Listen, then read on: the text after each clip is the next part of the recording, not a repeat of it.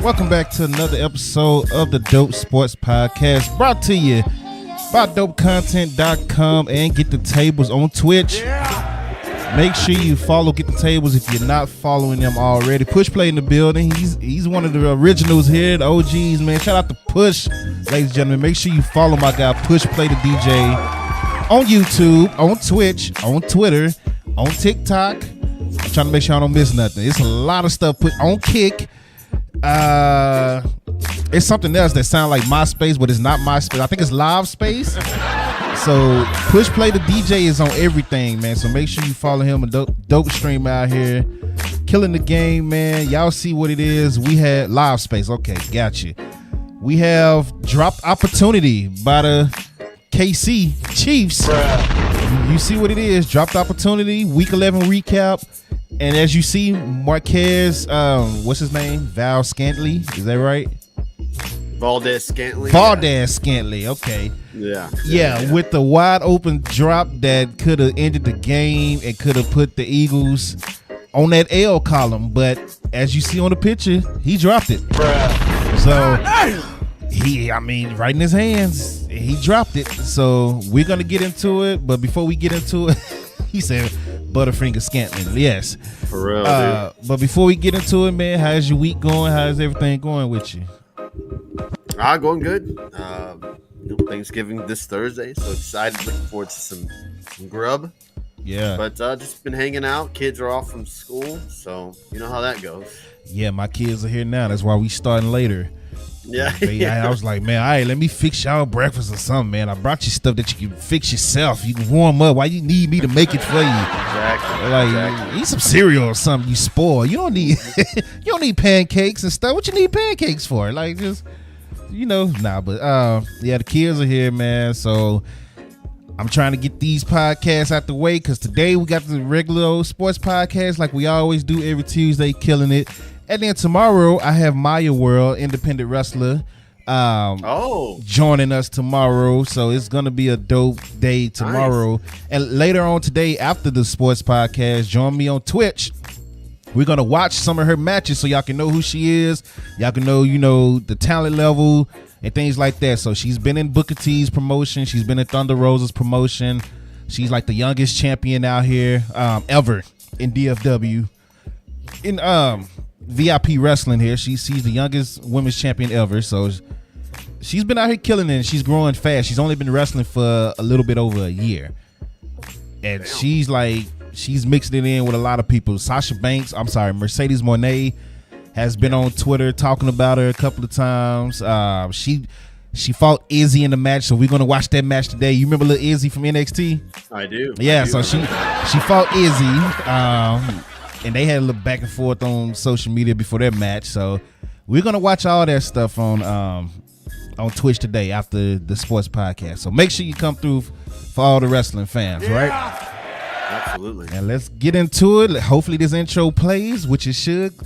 and we're gonna fingers crossed. Right, we're gonna get right into the show. Let's go.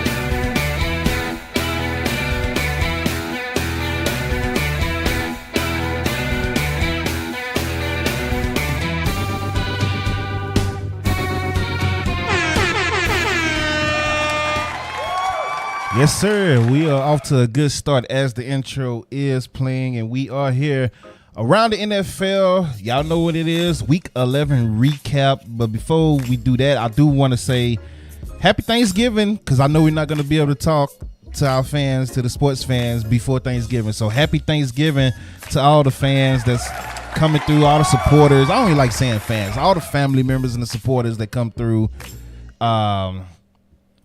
I almost want to say universe like WWE to the Double Sports Podcast universe, but I get why Vince McMahon didn't like using fans. Like, I get it. So yeah, absolutely. But shout out to everybody, man. If you celebrate Thanksgiving, hope you have a good one. If you're in the East Coast, I know it's probably snowing or something out there. We don't have to deal with that here in Texas. It's probably going to be 70 degrees out here. Bruh. So yeah, no shit, bro. Yeah, no shit. like. We won't get the cold weather and the snowing and stuff until after Valentine's Day for whatever reason. It's us late. It's stupid. So whatever. It'd be springtime for everybody else, and we're like, oh man, it's ice on the ground. We can't go nowhere. The city is shut down. So that's what it is, man. Let's get into Week 11. Started off Thursday night. The Ravens moved to 8-3. Ravens flock, taking out the Bengals, who are now 5-5. The Ravens win 34-20. Lamar Jackson, 264 yards, 2 touchdowns. Odell Beckham turning back the clock, 4 catches, 116 yards. Joe Burrow did get injured, and unfortunately, he is out for the season. So it was looking good for the Bengals. Looked like they were starting to catch their stride, and now Joe Burrow is out. What are your thoughts on that game? Tough break for the Bengals, man. Like you said, it's been a kind of a bumpy ride for them this season. You know, they started off with Burrow, who was already injured, and they didn't really start off very hot. The last couple of games, they looked like they were getting back on the right track, and then they take a loss to the Texans. And then last Thursday, you know, they go in there against a big-time matchup against Baltimore, kind of can get them back into the race in the division, and they lose Burrow. Tough break, man. Not only that, they also, you know, the Ravens, man. We talk about this all the time. The tough breaks that the Ravens get every single year with injuries, and they lose Andrews, who they say could possibly come back near the end of the season, probably ready by the playoffs. But man, another huge blow to that Ravens offense, which was starting to really click. You got Odell starting to make a stride with the team. The running back, the game has been doing a lot better as well. Yeah. So it's tough break for the Ravens as well. Let's not forget about them. But yeah, the Bengals, that whole thing with Burrow has been weird, because I see Push talk about in the chat about the under investigation. Now, I didn't really read much into it, but apparently Burrow had like a brace or some type of brace on his wrist coming into the game. Yeah. Coming into the game, and then the Bengals didn't put it on the injury report, and then he gets hurt during the game, which was the hand he was wearing the brace on. So, tough break for the Bengals. I think their season is pretty much done now, unfortunately, because in that division it's pretty tough. The AFC is pretty tough as well. So, good game, good win for the Ravens. Stay up on top because the Browns are right behind them. But yeah, good game for the Ravens, even though they lose Andrews for a couple of weeks. Yeah, hopefully he's able to come back, man. You know, the Ravens are like my second favorite team. If I wasn't in Dallas, the Ravens would be my favorite team. So, Yeah, man. So I'm definitely pulling for the Ravens, and I'm a little biased with it. I'll tell you. I'll go ahead and say it. Moving on. Speaking of the Cleveland Browns, another big division game because both teams were 6-3 coming into this game. But we have the Cleveland Browns taking out the Pittsburgh Steelers 13-10 in a close game. Browns are 7-3. Steelers are 6-4. Jaylen Warren, who I benched this week. I had him on my bench. And it's Cleveland, right? I had him on my bench. Right. He goes off for 9 carries, 129 yards, and 1 touchdown. Over 30 points in fantasy on my fantasy team, and he was on the bench. If I would have played him, I would have won my game. But let's be real. Out of 129 yards, 74 came on 1 touchdown. So, I mean...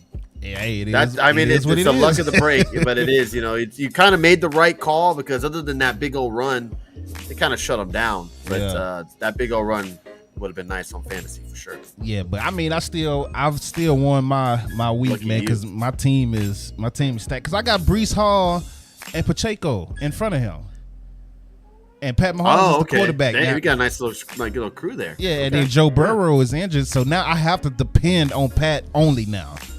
Like, there's no other quarterbacks I can play. So I need Pat to stay healthy. I need Pat to be Pat. I need the receivers to catch the ball. Just say that. But I still won anyway. Kenny Pickett, 15-28, 106 yards.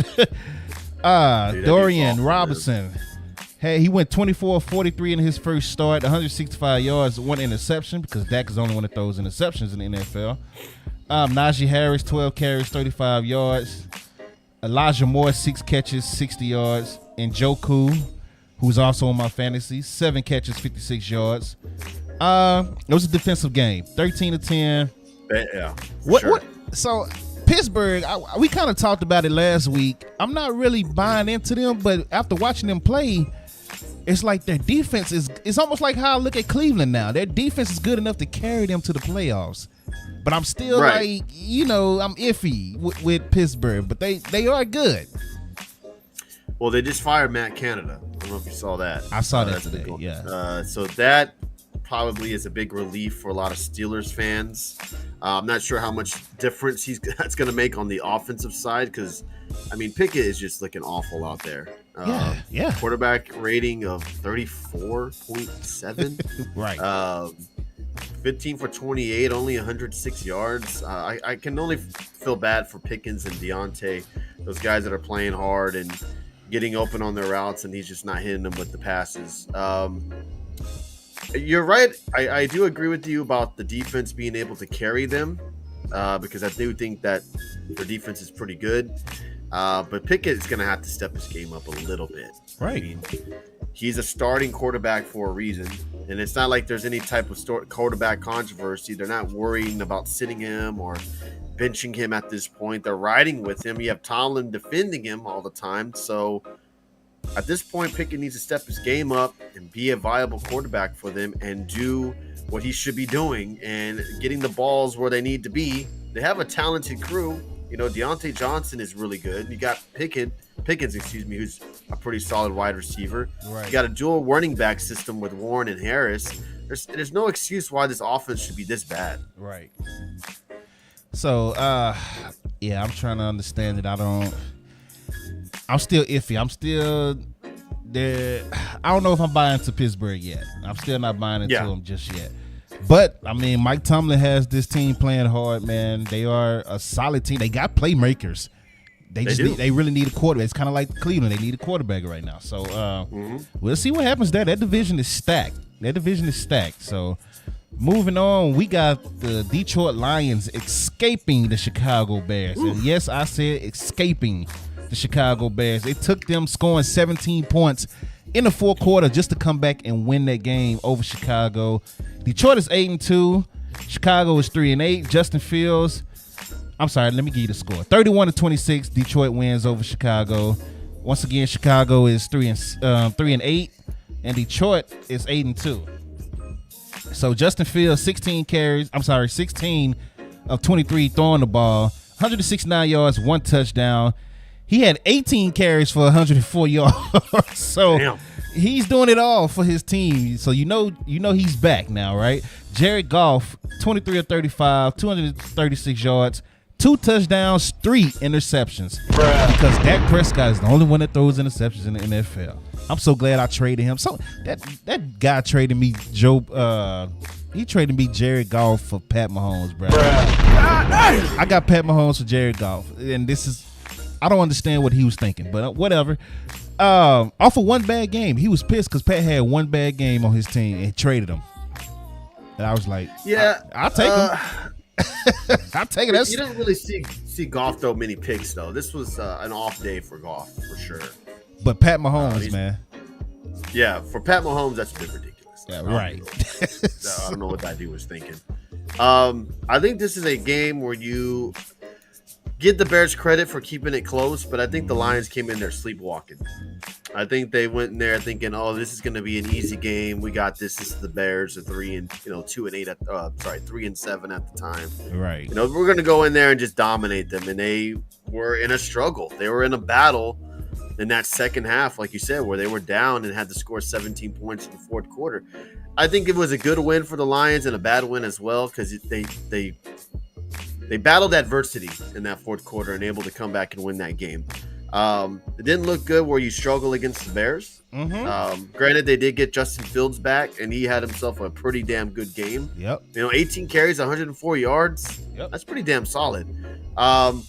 But the Lions, I think, are a for real team. I think probably people thought after this game that they're not as good as people are labeling them as. But I think they're a true, really good team. I think they're one of the best teams in the NFC. And they got a very talented group on offense for sure. The defense is the weak link for sure. That is the problem area. You don't want to have to be the offense that has to try to outscore your opponent.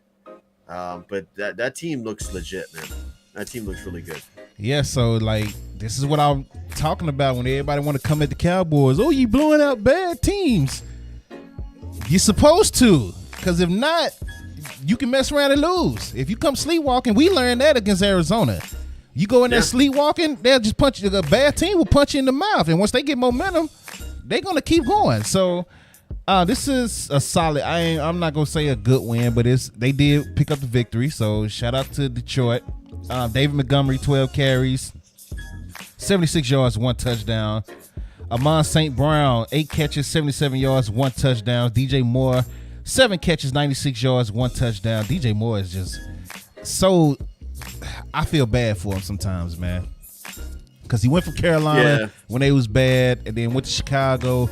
Chicago in off season looked like they was building up a nice little squad to at least make some type of noise, and it just went downhill very fast. So I feel bad for DJ Moore, man. His prime is being wasted on these bad teams. So right, yeah, exactly. And I think maybe the media, I think mostly crowned the Bears a little bit too early because of the little run they had near the end of the year, and they crowned them. They made them feel like this is going to be a team that's going to be reckoned with this year. Which at least I don't in think division. I don't think they're on that level quite yet. But I do agree with you with the DJ Moore. Went from one bad team to another. Yeah. Feel bad for him. Yeah. So moving on, the Packers moving to 4-6. Jesus, man, okay? Let's get into it, then we'll talk. The Packers moving to 4-6 as they take out the now 4-6 Chargers, 23-20. Jordan Love, 322 yards, 2 touchdowns. Justin Herbert had 8 carries for 73 yards, so he was running for his life that game. Keenan Allen is typical Keenan Allen, 10 catches, 116 yards, 1 touchdown. I don't understand why the Chargers head coach is still there, why Stanley is still there. Let's see what Justin Herbert, 21-36, 260 yards, 2 touchdowns. And then he led the team in rushing as well. With Austin Eckler. Crazy. Yeah, I don't understand why the coach is still there. We've been talking about this, it seems like, for a year and a half. So, and he's still there. Yeah, and he's still calling plays on the defense. He said he's not going to stop doing that. Brandon Staley should have been fired after this game. I know they had a bad break where what's his name dropped the touchdown easy touchdown play. What his name was. Johnson. Quentin Johnson. Yeah, he dropped the ball, which would have been an easy touchdown. No excuse on dropping that. Yep. So you got to give, maybe a pass to Stanley on that. But man, he's been horrible all year. The play calling, everything. Years. He's just been 2 years. Yeah, you can even say that. Surprised he's not fired yet. Maybe they're one of those owners that don't like to fire coaches mid-year and just say, screw it. We're already 10 games in. Let's just ride the ship with him. But my goodness, dude, he should not be their coach next year. They need to bring in someone else. I don't know who, but they need to bring someone else on that coaching squad because Herbert, again, is wasting his prime years with a coach that does not know how to use him. And they're too talented of a team. Yes, they always get seemingly one wide receiver out for the whole year. It seems to always be the Chargers thing every year. But there's no way they should be 4-6. I mean, with the talent that they have on both sides of the field, it's unexcusable for them to be 4-6 right now. Yeah. I feel like Stanley is definitely lucky to still have a job. You got to give the Packers some credit that they did play a really good game. Jordan Love looked good. Last 2 games, Jordan Love has been making some pretty solid passes to his wide receivers. He's developing a little bit, but again, the Chargers should not be losing to the Packers. At all. They should not. At all. No. It makes no sense, especially at the time when the AFC was wide open as far as the wild card race, and it's still kind of wide open with the wild card race. But you're steady going down here, and everybody else is starting to go up. So it's ridiculous, man. So moving on, a team that shouldn't be in the wild card, but they still in the wild card race as well. The Vegas Raiders lose to the Miami Dolphins, 13-20.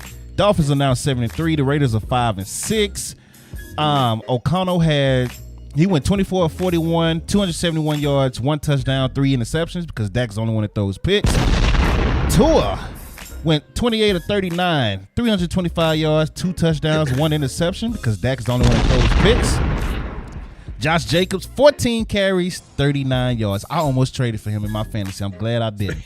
Raheem Mostert, 22 carries, 86 yards. Devontae Adams, 7 catches, 82 yards, 1 touchdown.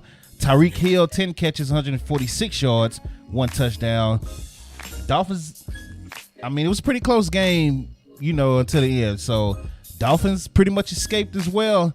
I don't know if you want to look at the Raiders as a bad team or not, the way they've been playing lately. So how do you view the Raiders now? Are they a bad team? It's hard. I do give them credit. They're playing hard for Antonio Pierce. Right. And they held the Dolphins, who are a pretty high-powered offense, only 20 points. At home.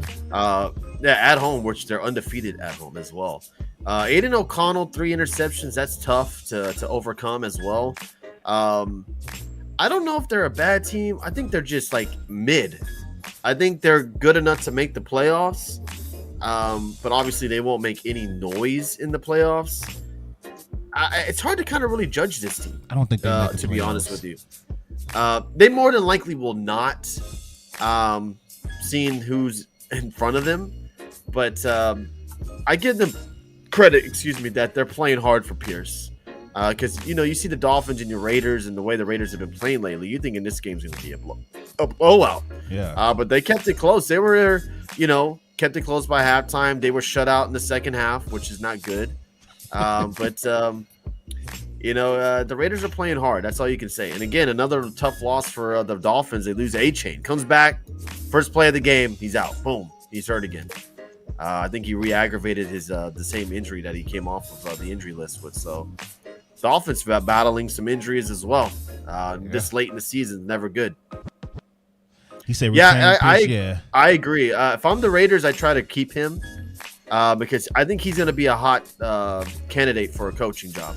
Yeah. If I said this on Twitter myself, I'm a Bucs fan. If we fire Bowles, which I do hope we do, I hope they go after Antonio Pierce.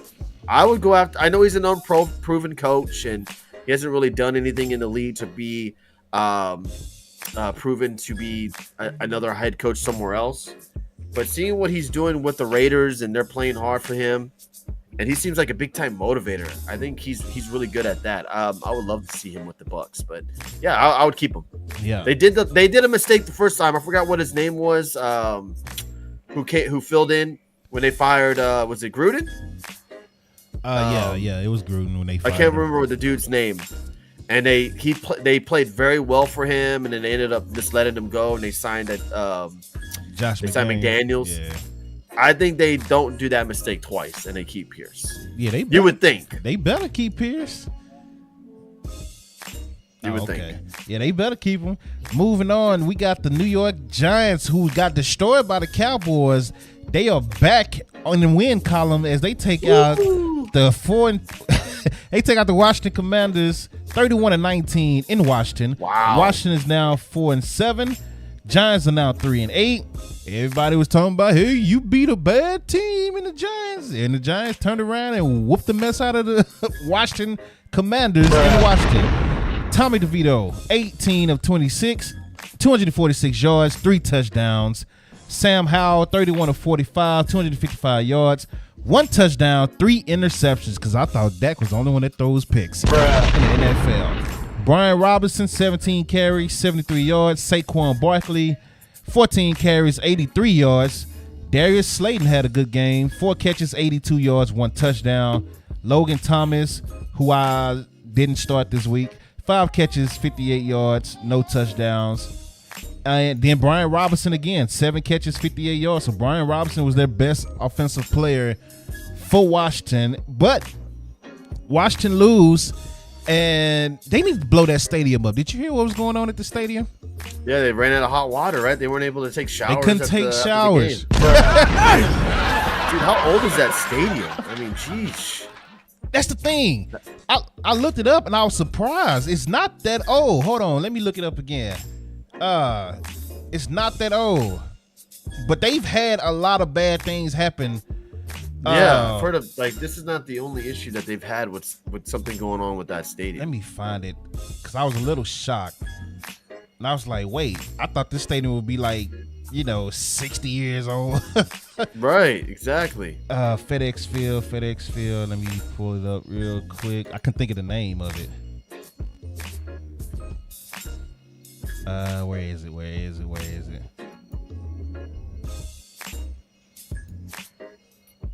Huh. So 97. No, yeah, 1997. That's when they opened it. So it's almost a little over 20 years old. Yeah, I mean, still no excuse to have so much issues. You would think that stadium would be open in the 80s or the 70s, right? With all the issues. So exactly, with sewage spilling on your fans multiple times, that's one reason it should have been closed. And they just kept business as usual. Like next week they were back in the stadium, right? Sewage spilling on fans. That time where about 50-60 fans fell because the guardrail broke when they was trying to reach out to Jalen Hurts. You remember that? Yeah. And Jalen Hurts was walking, all the fans fell on the concrete right in front of him. You got that issue, right? And then you got pipe issues again, and you never fixed it. And then now you don't have hot water because your water is not working at the stadium. Jeez. What are you doing? So, like, what about the people that's washing dishes? You got people washing dishes. They can't wash dishes in hot water. Players can't take showers. What are we doing? Talk about a shit show. And they got new ownership. Yeah. Like, what the hell's going on? Like, is Magic Johnson not getting into this type of stuff and, like, getting things fixed? I mean, what the hell is going on over there? They're having so much issues. Yeah, I think he's waiting until next year to just kind of like, he said, I'm going to just sit back and I'm going to observe everything. And then next year, we're going to really clean some things up. That's what I think he's doing. Yeah. Because this is ridiculous, man. No hot water. These fans are paying for a bad team, and they getting doo-dooed on. Literally, they getting shitted on. Literally, yeah. And then they're in the cold, they're in the rain, because it's always raining and cold out there. And then your team is losing. Whew. Yeah. Ooh, tough man. to be a Commanders team, man. I'll tell you, it's ridiculous, man. I thought Oakland had it bad when they were the Oakland Raiders, and that stadium was trash. But come on, man. Washington's right there with them. That is horrible. Hold my beer, bro. Man. Really. Moving on, the Dallas Cowboys blow out the Carolina Panthers 33-10. My computer froze. There you go. Cowboys move to 7-3. Carolina is 1-9. Dak Prescott 25-38, 189 yards, 2 touchdowns. Bryce Young 16-29, 123, 1 touchdown, 1 interception.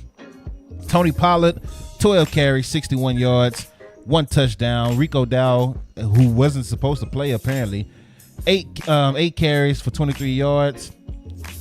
Let's see. Miles Sanders 11 carries for 50 yards. Chuba had 10 carries for 57 yards.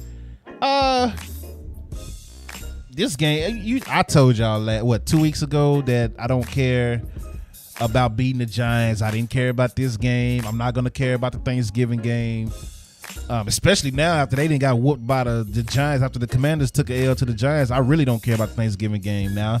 It's just good to beat a division rival, right? So, Brandon Cooks, 3 catches, 42 yards. CeeDee Lamb, 6 catches, 1 touchdown, 38 yards. Jake Ferguson and Michael Gallup both got 3 catches. Adam Thielen, 8 catches for 74 yards.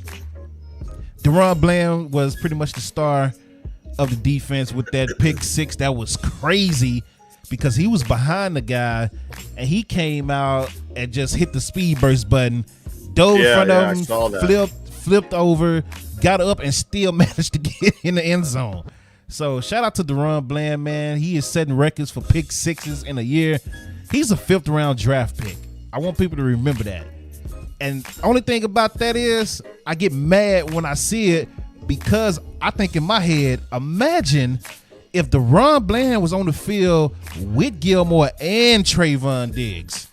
Bruh. Like, we are being robbed right now of probably one of the best secondaries to ever play. Like, if Diggs was on the field healthy with Gilmore and Bland is our 3rd corner instead of our 2nd, man, please. This would, man, I get mad every time I think about it, bro. Oh, I get mad, man. I miss Trayvon Diggs being on the field because that would have been so special to watch those 3 together, man. But it is what it is. We got Bland and Gilmore. And we wouldn't have to look at, Jordan Lewis as much as we do on 3rd downs. But, yeah, that's another story. Cowboys did what they're supposed to do. That's all I got on it. You got anything? Nah, it's just a win that you should have won. Panthers are not a good team, so you should have went in there and won. Like we talked about earlier with the Lions and the Bears, you didn't want to go in there sleepwalking and possibly the Panthers sneak up on you and try to steal a win here when they did it with the Texans a couple of weeks ago. This is what you want to see with your team. When you're a really good team, you're a Super Bowl contender, you want to go out there and dominate against the teams that are not good. And that's what they did. Dak went out there, played well. No picks, but that's what you want to see. Right. Wasn't sacked, so that you want to see that as well. Mm-hmm. So I think overall it was a pretty solid win for the Cowboys. You didn't really struggle. They scored 3 points in the first half, 7 in the second. So I think if you're a Cowboys fan, you're satisfied with what you saw on Sunday. It is a lot of quarterbacks throwing under 200 yards this year, man. A lot of teams are starting to run the ball more too. So kind of going back to the old school run the ball philosophy out here in quick passes. We're starting to see a lot of that this year. So either a lot of people don't trust their quarterbacks, or I don't know. I don't know what it is. So, or the defense just getting better. It could be it could be one of many things. But as far as the Cowboys, I'm happy that they're blowing these teams out because Dak and the starters have been able to rest a lot of these games. A lot of these fourth quarters, like people are saying, "Oh, Dak is this and that." Yeah, if Dak was playing these games, I think he set out 6 4-quarter games this year. So, if he was playing, imagine what his numbers would be. You would really be talking about him in the MVP conversation, which he needs to be in it anyway, right? And I think he will get in it if he comes back and they turn around, beat Washington, beat Seattle, beat the Eagles. You win those next 3 games, you have to put Dak in the MVP conversation. So that's the only things I'm looking for. As far as Washington, handle business again. Take them out in 3 quarters, rest your starters in the 4th quarter, eat some turkey, go home. That's what I want to see as far as Thursday's game against Washington. But moving on, the Jacksonville Jaguars move to 7-3. They take out the Tennessee Titans 34-14. Jacksonville bounced back after that L they took from the 49ers, that beatdown they took from the 49ers. Tennessee is 3-7. Jacksonville is 7-3. Will Levis 13-17, 158 yards, 2 touchdowns. Why did he not throw the ball more? Right. Yeah. I'm looking at his stats right now. Holy shit, he had a good game. Can we put out a missing report for Derrick Henry? What happened to Derrick Henry? Oh man, one of my my homeboy just traded for Derrick Henry in the fantasy, and he traded Najee Harris and 2 other running backs, Singletary and somebody else. He didn't do well last week against the Bucks. Nope. 10 carries, 38 yards. Yeah. Against the Jags. I don't think you want to be there. Offensive line is garbage. I know they don't look very well. I know when I watched them play against the Bucks, the offensive line was not very good. I think he's melded in. This is his last year with the Titans. I think obviously he's going to be moving on next year. Yep. I think you're right. I don't think he wants to be there. I don't think he's motivated to be there. I don't think he really wants to play. If he didn't have to play, I don't think he would. I think he's ready to move on from Tennessee. And you could tell just by watching him play, he doesn't have that extra, oomph. He don't care at all. He don't care. Yeah, absolutely does not care. What's funny is on 10 carries, he had 38 yards. Chris Moore had 1 carry for 38 yards. so his backup matched his yardage in 1 carry. Trevor Lawrence, 24-32, 262 yards, 2 touchdowns. Calvin Ridley, 7 catches, 2 touchdowns, 103 yards. So Calvin Ridley was balling.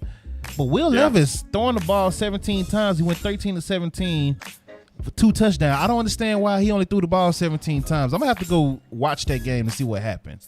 Let me see the time of possession on this game, because that's ridiculous. If your quarterback is playing like that and he's only throwing the ball 17 times, let me see. Team stats. Let me see what's on here.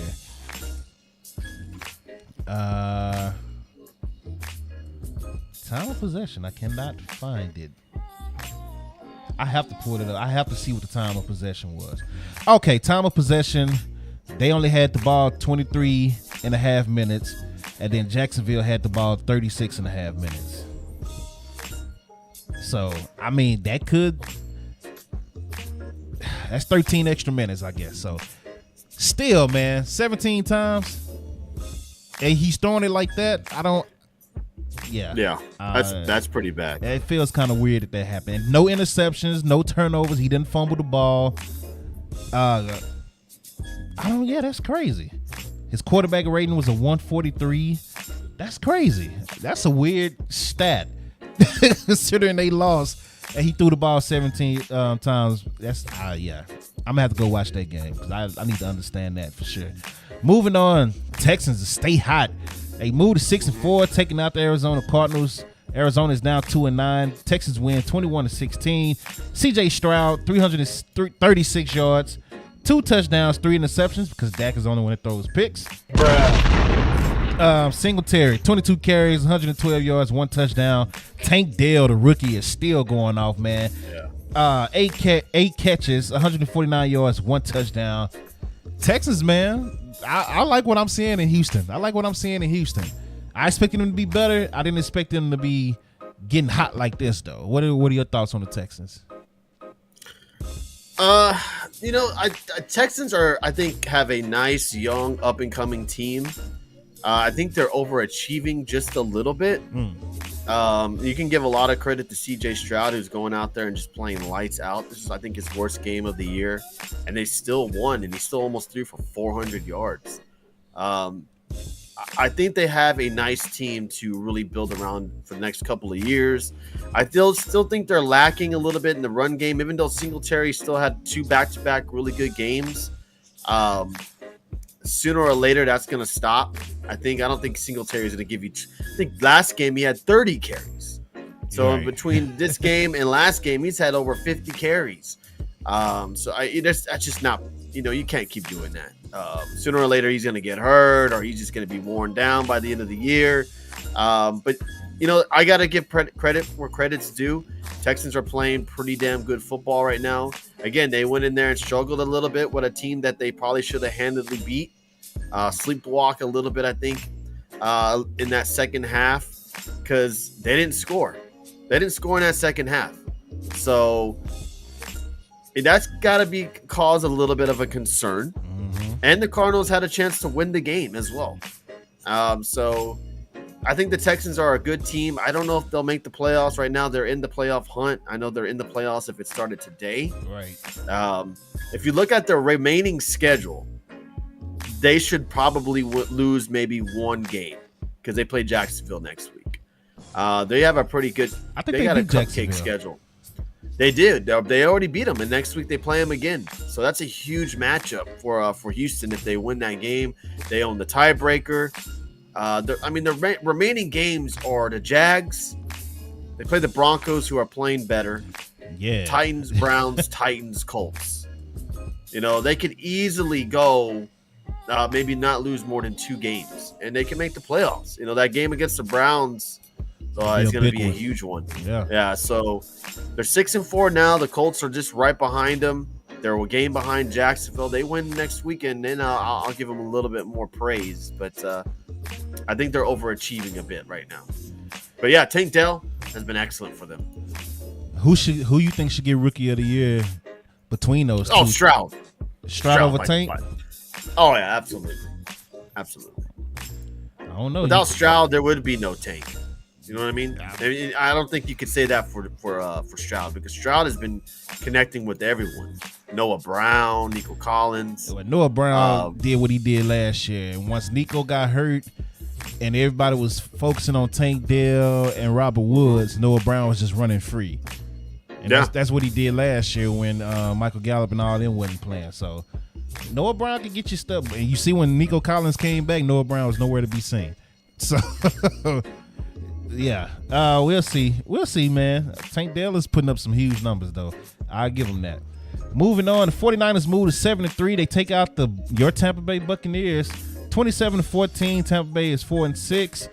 Brock Purdy, 333. Have you noticed Brock Purdy is getting a lot of threes in his numbers these last 2 weeks? He loved these threes. Like the spiritual people think that 3 is like an angelic number and all that stuff. Brock. We might be having angels in the football field happening right now, like that movie Angels in the Outfield with Brock. For real, man. Last week he had 333 yards, I believe. And this week he had 333 yards on 3 touchdowns. So, Brock he's starting the ball, man. 21 carries for 78 yards from McCaffrey, no touchdown. Brian Ayuk, 5 catches, 156 yards, 1 touchdown. You know who's been quiet this year? Deebo Samuel. Yeah, he's been hurt too. So I gotta do a little bit on that. But now he did have 63 yards on 3 catches, but overall, compared to the Deebo that we know, Deebo has been very quiet this year. So yeah. This your team. I'll let you do what you got to do on it. Yeah, watching this game, I think the Bucs played better than what the scoreboard shows. They could have easily tied this game, maybe even won this game. The defense played pretty damn good against the Niners. They had one big F up, which was the bomb to Ayuk on a play that was like a 70-yard touchdown pass. 76. I think other than that, the defense played pretty good. They didn't sack. They sacked him 4 times. They didn't get a pick. But I think overall, the defense did pretty good. They held them to 0 points in the fourth quarter. They had many opportunities to score in that fourth quarter. Dropped passes in the end zone by the tight end. We had a punt return stopped right before he could score a touchdown. So I think the defense played well. Just the offense struggled. Like it's been the last couple of weeks. The offense struggled. They couldn't get anything going. Right. Drop passes were a killer. At this point, I don't know what else to say about the Bucs. I think they are what we thought they would be, a mediocre football team. They still have a chance to win a division because that division is awful. But it's tough to watch Baker kind of. I think Baker has his moments where he's playing really, really well. Mm-hmm. He's making some stupid decisions out there. The one with the pick and maybe taking too many sacks because he's holding the ball too long. But I think overall he's playing a pretty solid football game. The running game has gotten a little bit better, not a lot, but a little bit. It's just the defense cannot carry this offense. The offense has to score. Right. You can't expect the defense just to play lights out and help you win a game against the Niners, for example. So right. I do feel like the Bucks had chances to tie the game, even to maybe even win the game. They just they couldn't get out of their own head there with the drop passes. And the Niners are a good team. Brock Purdy showed that he's a really good – I don't want to say really good quarterback yet. I'm not going to crown him yet. But he played really good against the Bucks, which he did last year as well. So yeah, I'm trying to figure out Brock Purdy, man, because he can look horrible for 3 weeks and then he'll come back and be on fire again. So right, yeah. I'm still trying to figure him out. We'll see what he do versus like the Eagles and all that. Yeah, the Eagles will be a huge matchup. Yeah. So, but moving once again, 49ers are 7-3. Your Tampa Bay Buccaneers are 4-6. Let's move on. The Buffalo Bills get revenge on the Jets as they take them out 32-6 in Buffalo. Buffalo is 6-5. The Jets are 4-6. Josh Allen, 275 yards, 3 touchdowns, 1 interception because Dak is the only one that throws picks. Jared Cook, 17. Not Jared Cook. What's his boy name? Is it Jalen? I can't even remember his name right now. But Cook, Dalvin Cook, little brother, 17 carries. I think is it James? James, yes, it is James. I said, who I say, Jalen Cook or something like that. Yeah. James Cook, 17 carries, 73 yards, no touchdowns. Shakir had 3 catches, 115 yards, 1 touchdown. Buffalo gets their revenge on the Jets, and Zach Wilson was benched, and he will be benched for this game coming up as well. Yeah, he's a third-string quarterback, man. He's third on the depth chart. I think this move had to have been made.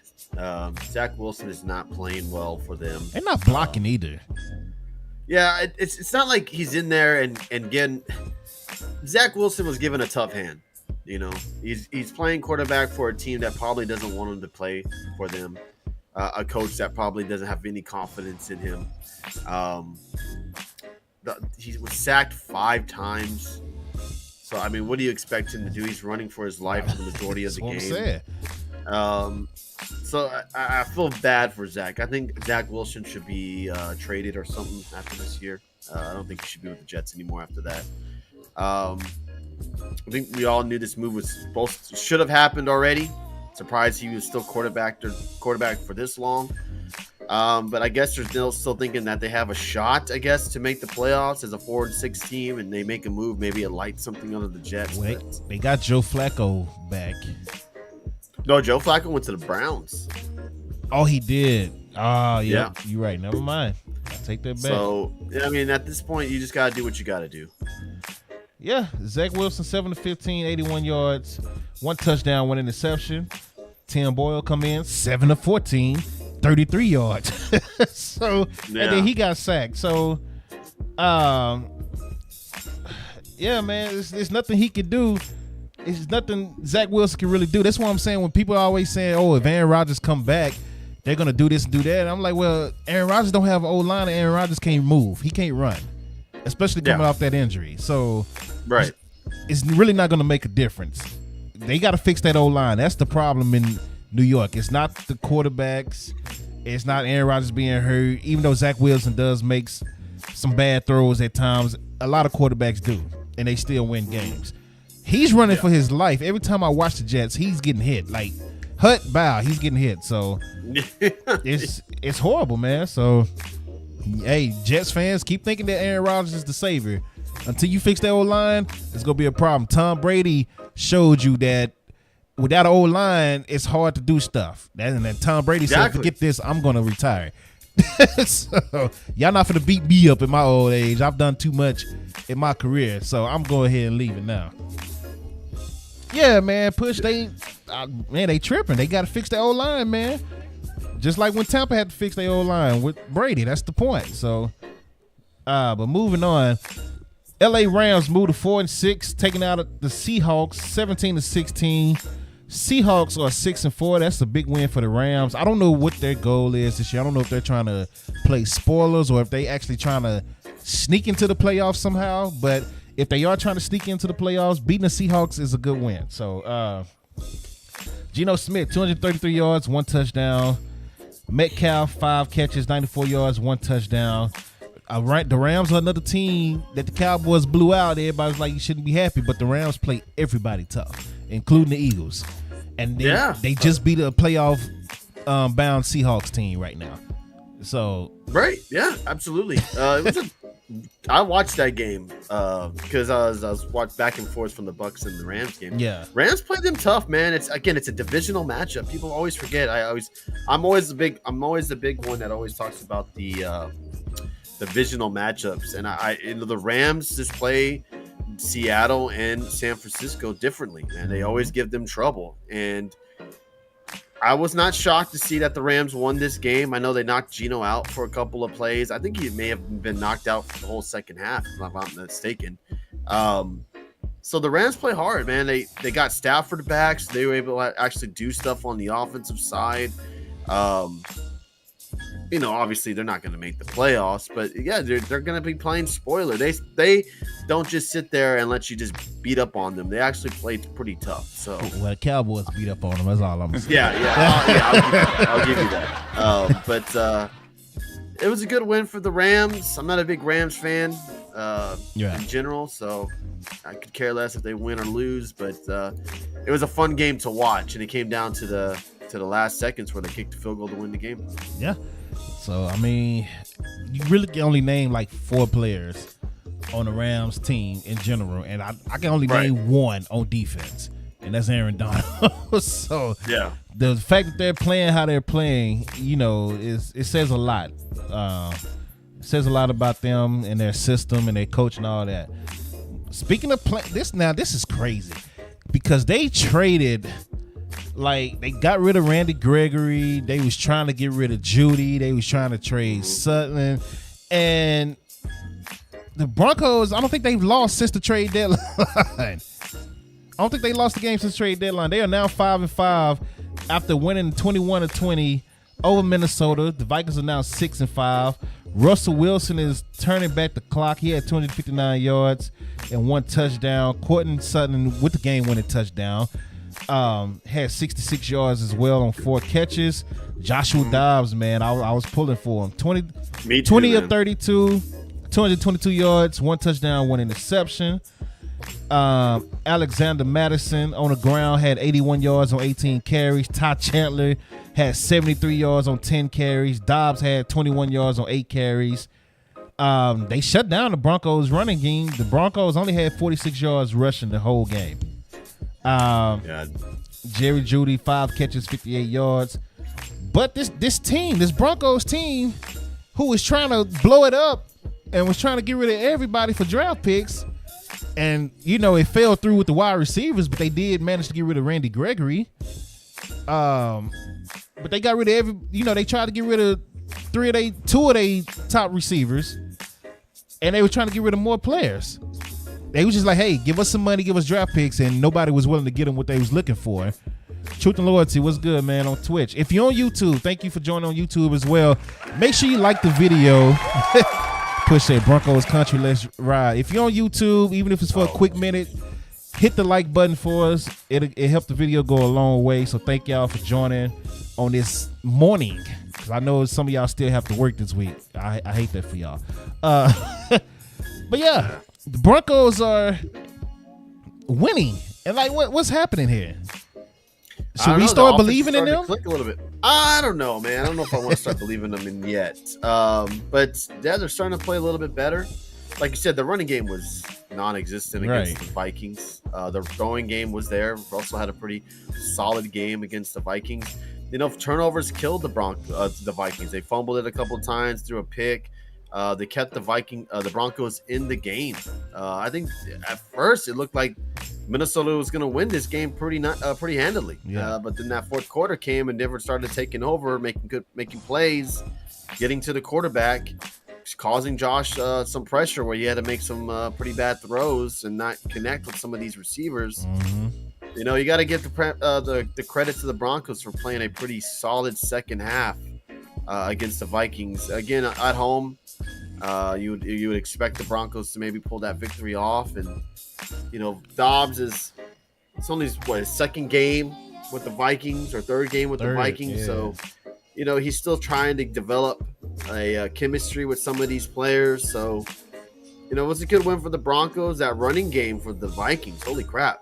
You got a little 1-2 punch there that maybe they should have utilized a little bit more against the Broncos. And then you got the one play where I thought it was over was the fake punt return or the fake punt by the Vikings where they got a first down, which led to just a field goal. So it felt like, they just blew opportunities where they should have won the game. Yeah, man, I was very impressed with that first touchdown that Dobbs threw where he's running to the sideline. Guy was all over him, and he managed to get away, stop, compose himself, and throw a perfect ball in the end zone. I'm like, man, this guy is just like, he doesn't get rattled at all. For somebody that's a career backup, he doesn't get rattled at all. He's just like, hey, man, I'm out here. I'm going to have fun. So shout out to Josh Dobbs, man, but also shout out to the Broncos doing their thing. Now I got Broncos fans on my timeline talking about, the Broncos going to sneak in and win the Super Bowl. Like, shut up.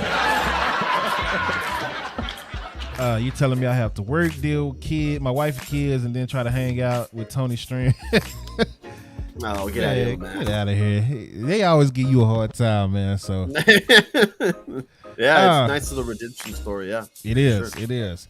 Moving on, the main event game for the week: Philadelphia Eagles move to 9-1 as they take out the Kansas City Chiefs, 21-17 in Kansas City.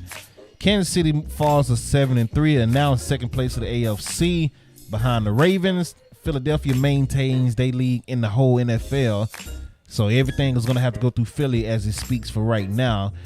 Jalen Hurts, 14 of 22, 150 yards, one interception because Dak is the only one that throws interceptions. Pat Mahomes, 24 of 43, 177 yards, 2 touchdowns, 1 interception because Dak is the only one that throws interception. That was a huge play by Kevin Byard. So that's why they got him, and he's out there making plays for him. DeAndre Swift, 12 carries, 76 yards, 1 touchdown. It felt like he had more than that. But okay. Jalen Hurts, 12 carries, 29 yards. Pacheco, 19 carries, 89 yards. I appreciate that. Pat Mahomes, 6 carries, 38 yards. Justin Watson was their star receiver with 5 catches, 53 yards. Devontae Smith, 6 catches, 99 yards. A.J. Brown, 1 catch, 8 yards. Shut down, man. This game, I don't feel bad for Chiefs fans because they are a Super Bowl winning, championship team. They are the defending champions. They've been to the AFC championship game 5 straight times. Really, since Mahomes started, he's been to the AFC championship game every year that he started. So I don't feel bad for him, but that was hard to watch. I low-key felt a little bad for their fans watching them drop all those passes last night. Yeah, they have 26 drop passes, the most in the league. Yeah. That's the problem with the Chiefs. The Chiefs finally have a reliable, really good defense. Really good. Like defense. It always was the opposite. The defense was not good, but the offense carried them to victories. Yep. It's just crazy to see that the Chiefs tried to make 0 moves during the season or off season to bring some more talent on the wide receiver end. Justin Watson is your leading wide receiver this game. Yeah. It's just awful.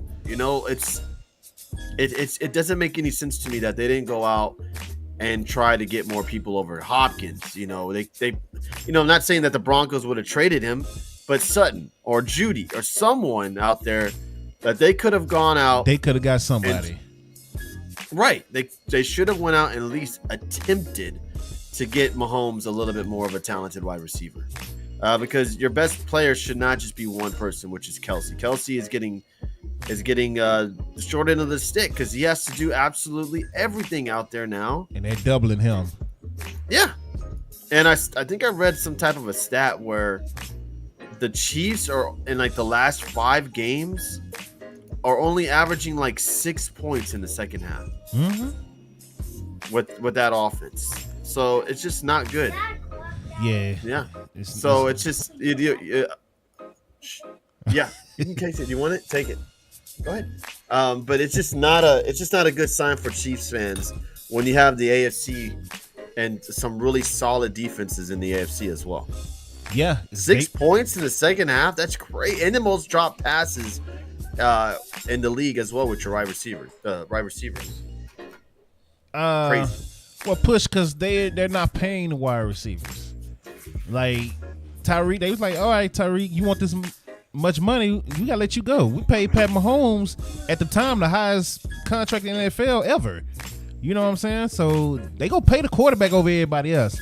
And the way they see it is, as long as we got Pat Mahomes, everybody else is gonna, fall in line. Which Pat is doing his job. He's putting the ball he's putting the ball in their hands. Watson dropped 2 last night that went straight through his hands, including the one that could have gave him the first down on the last play. Went straight through his hands. And then about the Marcus Valdez-Scantling. You know about his drop. With the whole crowd, it sounded like when the Undertaker lost to Brock Lesnar at WrestleMania. That's what the crowd sounded like when he dropped that ball. Could I gave Juju is washed. Juju's washed. Juju, I think if you would, I don't think you overpaid for him because I think you're seeing what you probably would have gotten with him. Like I think it was Mahomes. He was the factor of Mahomes making him look better out there. Exactly what it was. Actually, was. They got you got Justin Watson, Rashee Rice, Hardman, Sky Moore, Darius Toney, who can't catch a pass. Who's supposed to be the number 1? Right, Sky Moore and MVS. Like that wide receiver crew is rough. Like you should have, which is shocking to me, is like none of these wide receivers in the NFL wanted to take less money to play for Kansas City. Like it kind of blows my mind. Like Hopkins, for example. Did. I think Hopkins did. He had them on a list. He said they didn't want him, which is crazy. I don't understand it. I don't understand it. So it's imagine Hopkins with Pat Mahomes. Oh my God, that would have been crazy. He said he got too many letters on his jersey. He wears them down. He's still out there dusting the corners though. He just can't catch the ball. There's no excuse why he dropped that pass. None. No excuse. You're a wide receiver. You're getting paid. I mean, it's raining. If you want to say, it may be a little bit tougher wearing gloves. He's wearing gloves too, and the rain may have taken an effect. Sure, I'll give you a little bit of that, but I'm telling you. And you should have caught that pass, man. The title of this on YouTube is "Are the Eagles the luckiest team in the NFL right now?" And the way I'm looking at it, they are talented, they are good, they are deep, but they are lucky as hell. They've been getting a lot of luck. They've gotten some breaks. They've caught some breaks. Definitely. Like, see, the thing is, like, if he did catch that pass, say hypothetically he catches that pass, they end up scoring. Right. How are we for sure know that the Eagles wouldn't got the ball back and score? We don't know. They wouldn't have. The Chiefs defense is legit. Like, I think the way the defense has played for the Chiefs this year have proven to everyone that the Chiefs are real on defense. But that also, the roughing of the passer on Mahomes was a pretty bad call. I think they got. Was it Cox that did it? Who was it? Yes, that was a bad call. That's a bang bang play. It's hard to call. I mean, he hit him. Jalen Hurts got that call plenty of times too, and he hit him with literally his head a second after he threw the ball. It wasn't like he. It was the helmet. Yeah. It's the crown of the helmet That's a hitting him in the questionable jaw. call to That's me. all it was. Questionable. If he didn't do this, if he would have just pushed him and not do this head first, headbutt the guy in the chin, it wouldn't have been the call. So I'm not nah. But yeah, Philadelphia Eagles are 9-1, Kansas City is 7-3. Just a lucky team, man. A lucky team. We about to get into power rankings, and I'm gonna have to decide how do I really feel about these Eagles right now, man. So the Falcons, Colts, Patriots, and Saints all had bye weeks this week. So let's get into the power rankings. Play this quick power ranking video, and we're on to it. Let's go. Let's do it.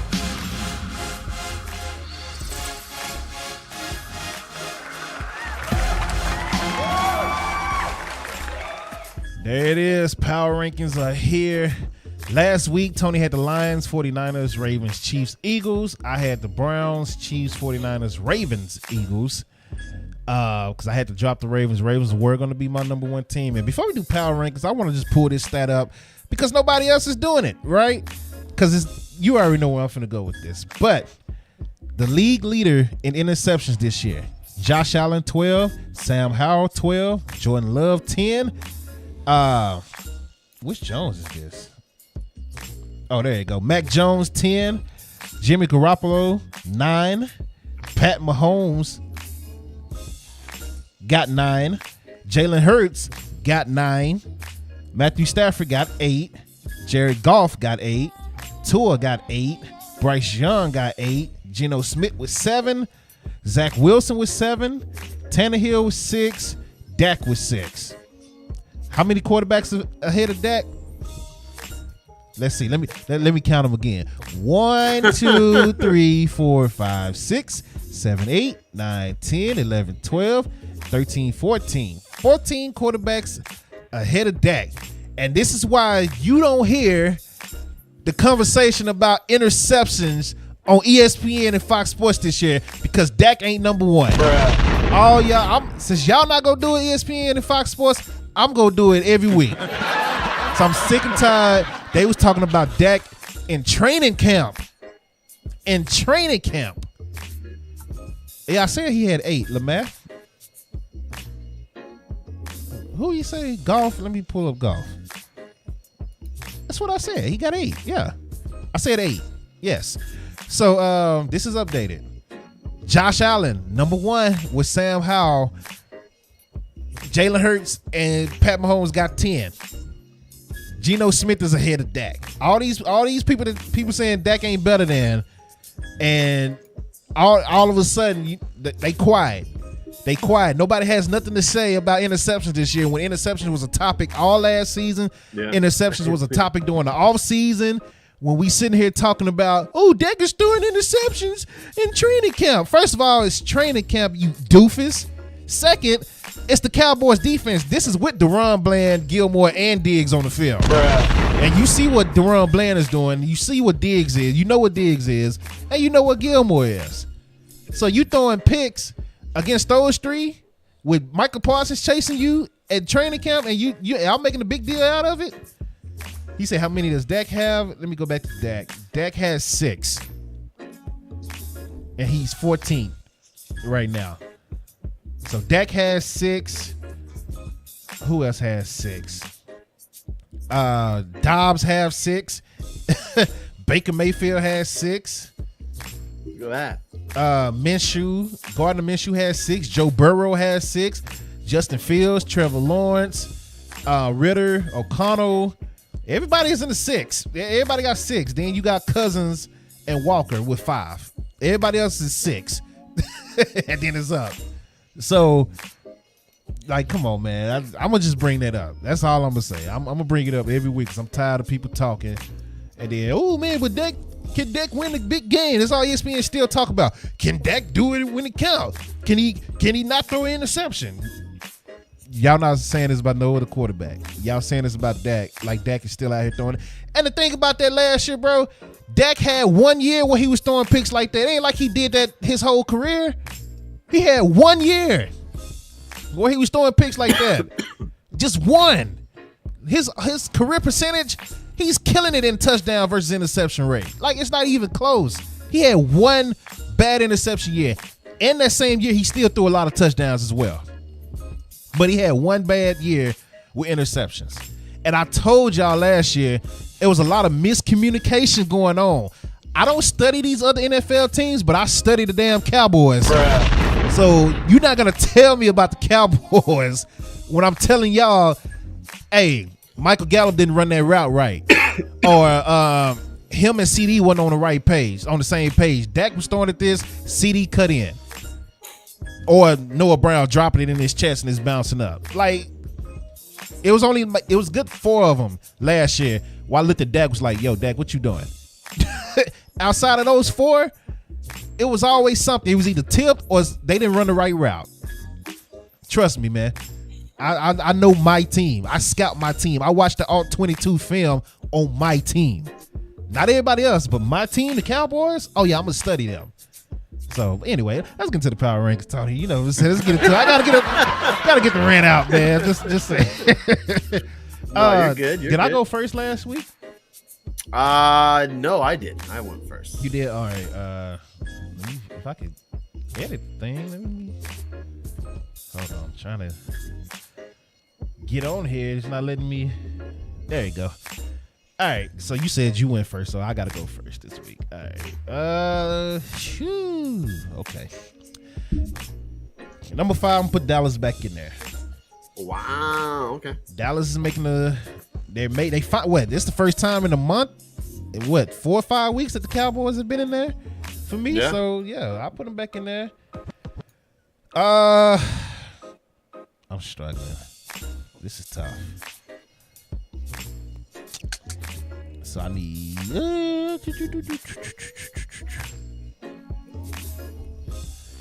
I gotta think about this. I'm trying to see if I want to keep Detroit. I'm struggling between like 4 teams, man. Like I'm struggling between the Browns, Lions, Dolphins, Jags. I'm trying to figure out who do I believe in more, and really, do I believe in them more than I believe in the Cowboys right now? Jay Cross in the building. Shout out to Jay Cross. Let me see what he said. Don't be scared to put the Eagles number 1. I'm thinking about it, Jay Cross. I'm thinking about it. We talked about that game. I'm still kind of. Lions, Browns, not even close. It is very close with the Lions and Browns. Lamar champion. The Browns got top 2 defense in the league, bruh. That's something the Lions know nothing about. So, and I was impressed with their 3rd string quarterback this past week. I was impressed with him. Do I want to keep Cowboys? Cowboys might be 4. I'm gonna keep them at 5 because they've been beating bad teams, right? So I keep them at 5. Now this is the struggle part because Detroit barely beat the Bears, man, but they are 8-2, right? Do I believe in Detroit? I like Detroit. I'll put the Lions at.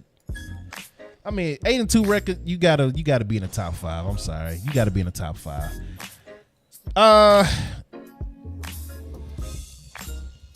Jeez. Nope. Taking the Lions out. I'm putting the Chiefs. Putting the Chiefs at 4. Putting the 49ers at 3. Man, this is a tough week.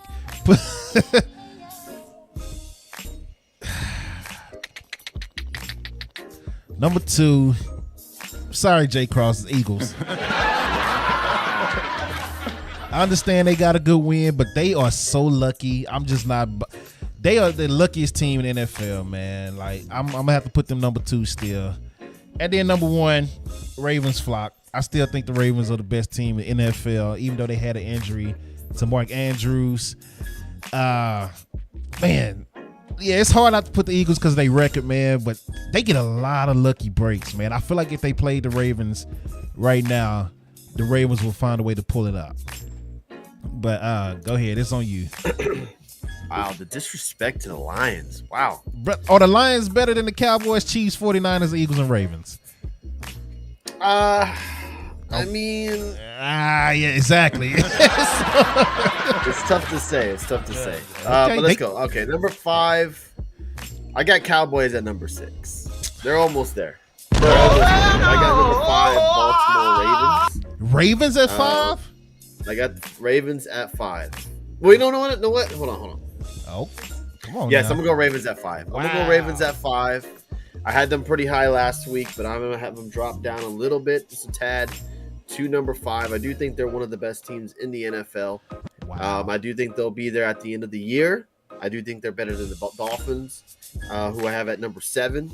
But at this point, I think the Ravens right now are number 5. See, look, the Dolphins ain't in there. The Jags ain't in there. I'm just saying, man, that's a hard week, bro. Yeah. Number 4. This one's going to get a little bit tricky. I'm going to go as how they're playing right now. And I know they struggled against the Bears. But I have them higher than this particular team, which is a little bit shocking. I'm going to go the Chiefs at number 4. Chiefs at number 4. I think they got some problems. When you only scoring 6 points a game in the second half these last couple of weeks, you got yourself an issue. The offensive game plan, they need to work on it and get something involved with these wide receivers. 26 dropped passes, the most in the NFL. Of course, it's not all Mahomes because Mahomes is getting it to them. But I think the Chiefs are not as scary as I think we thought they might be. They were on that little bit of a winning streak. But I think they got some problems. Defense is really good. You know, you shut down A.J. Brown. I mean, it's not a fluke. I mean, they played really, really good. I think they have a really good defense in Kansas City. Number 3, we're going to go to the Detroit Lions. I think right now Detroit is the highest I've had them. I think Detroit right now are number 3. They struggled against the Bears. I am a believer of the Lions. They struggled against the Bears, but they battled back and won. And I think it was a little bit of them sleepwalking too in that game. We go shut the Lions down pretty soon, just as long as you know. Oh yeah, I'll play them on Monday night, right? Or Sunday night? One of those nights, yep. Number 2, the Niners. I'll bring the Niners right back up to number 2. Hey, you jumped in up a lot. Yeah. I think they show to me that they're one of the best teams in the NFC. Purdy kind of proved to me that he can make some throws. Not just these thinking dunks that I've been, criticizing of him. I think he's pretty solid. I think, again, he's a very big factor of who he plays around.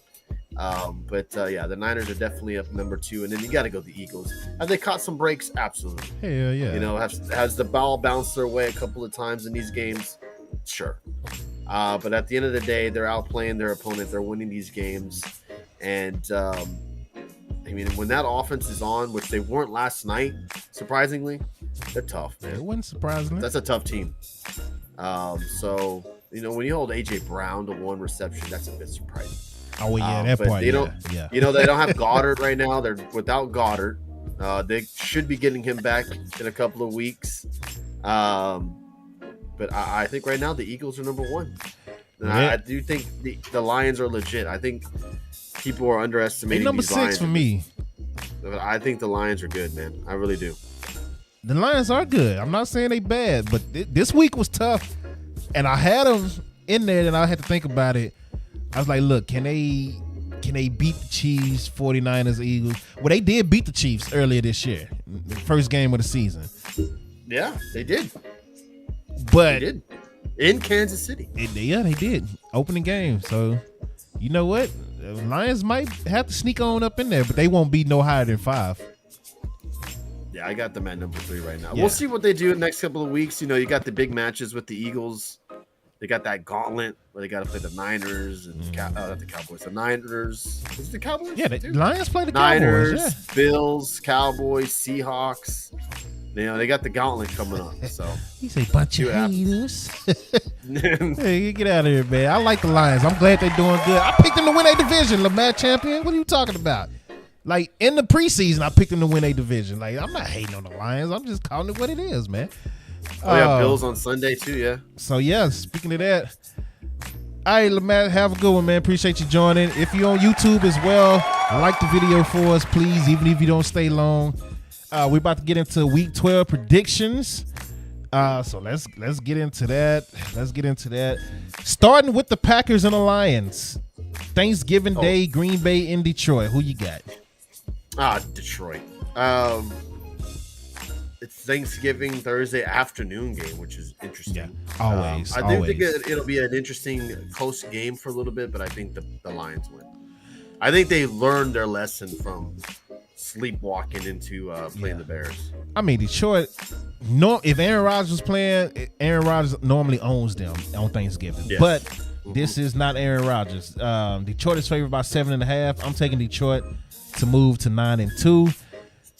Washington Commanders taking on the Dallas Cowboys in Dallas. You know I got Dallas all day. Yeah, I mean, again, it's a divisional opponent. Dallas favored by 10.5. That's disrespectful. It's a divisional opponent. I feel like they'll play them tough. At the end of the day, the Cowboys should win this game. If you're going to buy what you saw on Sunday against the Giants, holy shit, the Cowboys should win by 20 easily. But I do think the Cowboys win. But I think it'll be a closer game than what we expect. Like, I'm strongly thinking about benching Terry McLaurin for this game. He's been low key sucking for me in fantasy this past 3 weeks. Scary Terry has not been very scary this year, for sure. He say Dallas by 40. Hey, listen, at home in Dallas, they put up points, man. Dallas, they a different team at home, man. But Dallas is gonna win it easy. And what the goal is for this game is to have Dak and the starters sitting out by the fourth quarter. Because next Thursday you got to play Seattle. So yeah. You want to rest up with these Thursday, then Sunday games. So yeah, Thursday, then Seattle, and then Eagles. That's the next Sunday. So yeah, you want to rest your quarterback. So I think Dallas is going to come out hot, and they're gonna put the boots to Washington pretty early so they can rest. I think that's what's going to happen. Now this is a big game here. 49ers at Seattle Thursday, NBC game. That's a good matchup we got going on there. 49ers favored by 6.5. Damn. You got Seattle coming off the loss against the Rams, which was a bad loss for them. You don't know how good or how healthy Geno is after him getting hurt in that game. I think regardless if Geno Smith is playing or not, I still got the Niners. For some reason, I don't know why, but I feel like the Seahawks are going to win. I don't know why, but I feel like the Seahawks are going to. If Geno plays, I think the Seahawks will sneak one out. It's just something about being in Seattle on a night game on a short week. I feel like that advantage goes to Seattle. I don't know why, because the 49ers are clearly a better team. But right. That might be my upset pick of the week. I'm going to take the Seahawks. Okay. Rob, you're only an hour and a half late today. Good job, Rob. Friday night, Black Friday, first ever Black Friday game. We have the Dolphins versus the Jets in New York. Miami's favored by 9.5. Miami. Tim Boyle as a quarterback. I mean, first game as a starter. I don't really see him doing much against the Dolphins. Yeah, I got Miami too in that game. And then we go to the Saints 5-5 taking on the 4-6 Falcons in Atlanta. Atlanta is favored by 1. I'm hoping this game ends in a tie, to be quite honest. But that's a it's tough in game Atlanta, to you call. say? It's in Atlanta. They favored by 1. I'll go with Atlanta just because they're at home. That's a tough game. I'm trying to figure this one out. Saints are 3-3 on the road. Is Carr playing? It says he is right now. But he's not on the injury report right now. I'm gonna take the Falcons too. He said we're about to finish 12-5. Get out of here, Rob. Oh hell no! Not the Saints. I'm gonna take the Falcons too. Steelers at the Bengals. 6-4 versus 5-5. This is an important game. Steelers need this win, man. Steelers need this win. I got Pittsburgh. I'm gonna go Pittsburgh too. Yeah. Who the hell's the quarterback for Cincinnati? Some guy from the XFL that was running all over the place when he came in. And they just signed a former Arlington Renegade quarterback too, Drew Plitt, who got benched in the XFL. So why would you sign him instead of signing the guy that took over for him and won a championship? Why would you sign a guy that got benched instead of going after the? Anyway, you should have signed Luis Perez. He's the one that took over for Drew Plitt, and he's the one that took the team from a bad team to the XFL championship and was the MVP. Right. But you don't sign him. You go sign. Okay, whatever. Anyway. I don't understand it. I got the Steelers on that. The game Same nobody cares Steelers. about. Carolina at Tennessee. Oof, golly, talk about a shit match right there. I mean, both teams were playing bad. I'm gonna go Tennessee just because I think they're the better team. Yeah, Tennessee should win that. Colts this is a big game for both of y'all. Colts versus Tampa Bay.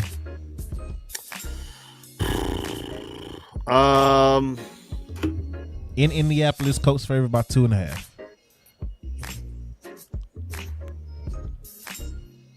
I'm gonna go the Bucks. I think the Bucks win it. The Bucks should win. I'm gonna take the Bucks as well. I pushed the wrong button. Hold on, I skipped one. I'm sorry. Another game nobody cares about. Patriots and Giants. Oh, wow. I would have never thought I'd say that. Patriots and Giants, nobody cares about. Is it an upset if the Giants beat the Patriots? Not really, right? Not because they're about the same, kind of identical records, right? Yeah, 2-8 versus 3-8. New England is favored by 3.5, though. I'm gonna go New England, though. I think Zeke have a good day against the Giants just because he's familiar with the Giants. So I'm gonna take the Patriots too. Even though the Giants did play good last game, I mean, who knows, man? They might have found. I don't know. I really don't know with these teams. I'm gonna take the Patriots just to take the Patriots. Jaguars at Houston. Big game here. Jags favored by 1.5. That's a huge game for both teams, actually. Winners leads the division. If the Jags win too, they'll go up with 2 games up on the Texans as well. I'm gonna take Houston at home. I'm gonna go Jacksonville. Jacksonville lost last time they played Houston. I think the Jags get their revenge. I'm taking Houston. I think it's a matchup problem with Jacksonville. Another big game that shouldn't be as big as it is, but it is a big game now. Cleveland at Denver. Denver is favored by 2.5. Same, Jeff. Yeah, Jeff. Jay Crowder. It's not gonna happen this week, buddy. I hear you on that. You know what? I'm gonna go Browns. Yeah, Browns should win. I'm gonna take the Browns too. Rams at the Cardinals. You know what? Upset Cardinals. Really? I'm gonna take the Rams on that. Chiefs at the Raiders.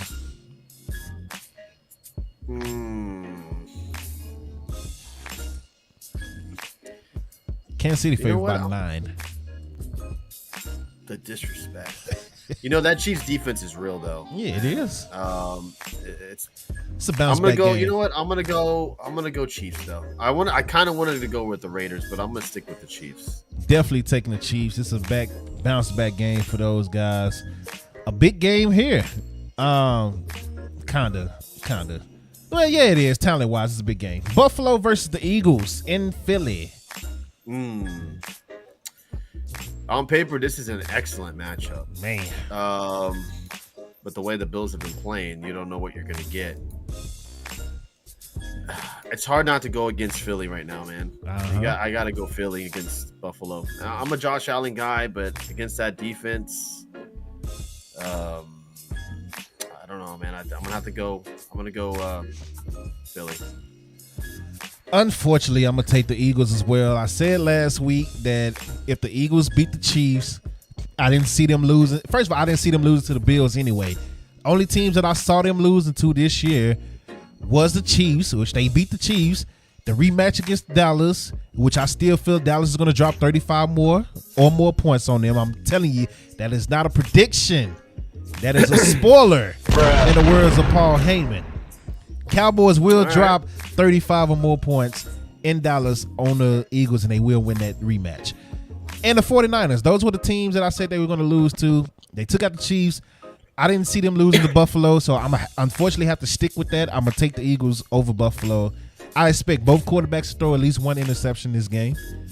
Jalen Hurts, man. The O-line in Philly, he's getting rushed. To me, it seems, from the outside looking in, it seems like he's getting pressured way more than what he was last year. I could be tripping. Again, I don't study the Eagles like I study the Cowboys. So from the outside looking in, it feels like he's under pressure way more. Is that just a me thing, or do you see that too? Yeah, a little bit. I'm surprised he hasn't been running the ball a lot more. Yeah, well, he kind of got banged up. Yeah, okay, that is true. I mean, Jay Cross said, yeah, okay. But he definitely doesn't have the help on the O-line like he did last year. Last year, I mean, they just wasn't nobody touching Jalen Hurts last year. Yeah. But it seems like he's getting hit a lot this year. So I don't know what happened there. I don't know if somebody got hurt that I missed on the line or not, or it's just that year where they're bringing more pressure. I don't know what's going on with that, but I'm gonna still take the Eagles. Unfortunately, he's also holding the ball. Okay, Jay Cross. Yeah, that's true. Philly favored by 3.5. I'm gonna take Philly, man. Yeah, it's hard not to go up against Philly.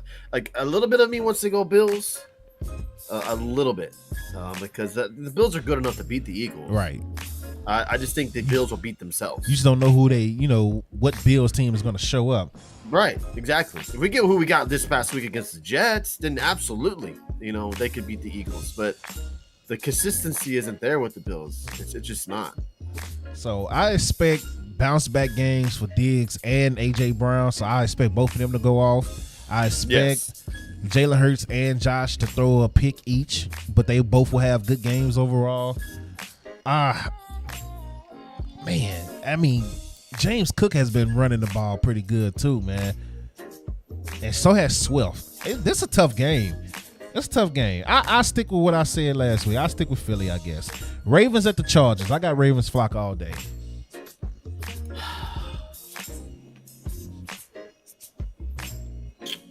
I hate this coach, but I'm going to go with the Chargers. Chargers are done. I'm sorry.